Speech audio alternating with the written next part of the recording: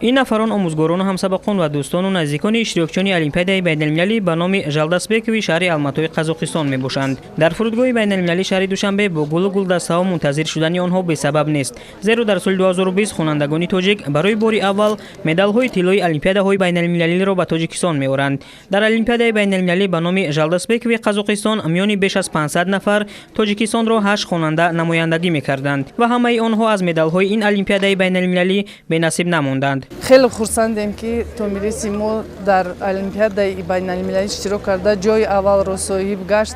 برای اشغال کردن جای اول خیلی مهنت زیاد کرد و به مقصد خود رسید.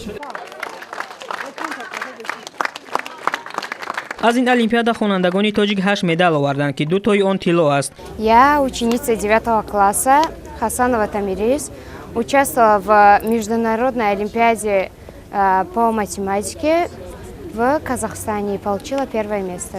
В будущем я также хочу продолжить представлять Таджикистан в других международных олимпиадах. Я Малюзуда Мустафа, ученик 9 класса частной гимназии Кафулат, участвовал в международной олимпиаде по математике и механике и занял первое место. И хочу участвовать в таких международных олимпиадах почаще и представлять наш Таджикистан. در المپیادای بین‌المللی به نام ژالداسبک و قزاقستان کشور ما را خوانندگان گیمنازیای کفالت شهر دوشنبه، لیسه پرزیدنتی شهر ترسونزاده و لیسه پرزیدنتی شهر بوستان ولایت سوخت معرفی کردند.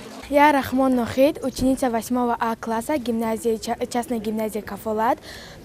Я участвовала в международной олимпиаде в Казахстане и получила 3 место. Я первый раз участвовала в этой олимпиаде.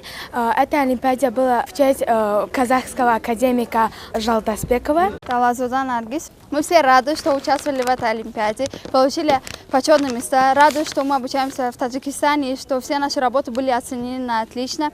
Рады, что наши учителя обучают нас на таком уровне, что этот уровень удостоен медали на международной олимпиаде. Спасибо большое всем учителям, а также Республике Таджикистан за то, что поддерживают своих учеников. من سلطانزاده شهزاد خواننده صنف 10 لیسه پرزیدنتی شهر ترسونزاده میباشم. در المپیاد دهمین سطح بین‌المللی به نام ژالداسبک اشتراک نموده صاحب سازور جای سوم گشتم.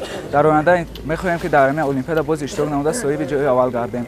از آدمانی که این المپیاد رو برگزار کردن نداره خود رو بیان میکنم و همسالان خود گفتنی هستم که دائما به خواندن مشغول شوند. من شریف محمد خواننده صنف 10 مکتب پرزیدنتی شهر بوستان در المپیاد بین‌المللی لایحه‌ای با نام ژالداسبک در قزاقستان اشتراک کرده جای دوم را اشغال نمودم.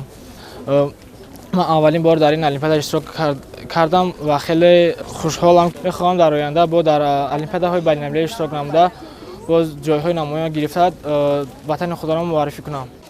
یادآور میشیم که در سال 2020 این دومین اشتراک خوانندگان تاجیک در المپیادهای بین‌المللی میباشد. نمایندگان کشور ما از چنین مسابقه‌های سطح جهانی به وطن الکی 20 مدال آوردند. از یکم تا 3 مارت سال جاری در شهر الماتای جمهوری قزاقستان دهمین المپیاد بین‌المللی لایحه‌ای با نام ژالداسبک برگزار گردید.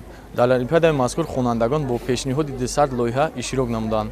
جمهوری تاجیکستان را 8 نفر خواننده معرفی نمودند. در نتیجه جنبش المپیاد خوانندگان کشور سزاوار 8 جای افتخاری گردیدند که از این شماره 2 مدال طلا، 4 مدال طلا، 2 مدال نقره و 4 مدال برنجی را تشکیل می‌دهد. از اول سال جاری خوانندگان کشور در 2 المپیادهای بین‌المللی اشتراک نموده سزاوار 20 جای افتخاری گردیدند که از این شماره 2 مدال طلا، 4 مدال نقره و 14 مدال برنجی را تشکیل می‌دهد. تحلیلگران بر آن نظرند که توجه و غمخوری‌های رهبریت دولت و حکومت جمهوری تاجیکستان شرایط فراهم آورده است که در برابر زیاد گردیدن اشتراک خوانندگان تاجیک در چنین المپیادهای بین‌المللی دستاوردهای آنها نیز بیشتر شود.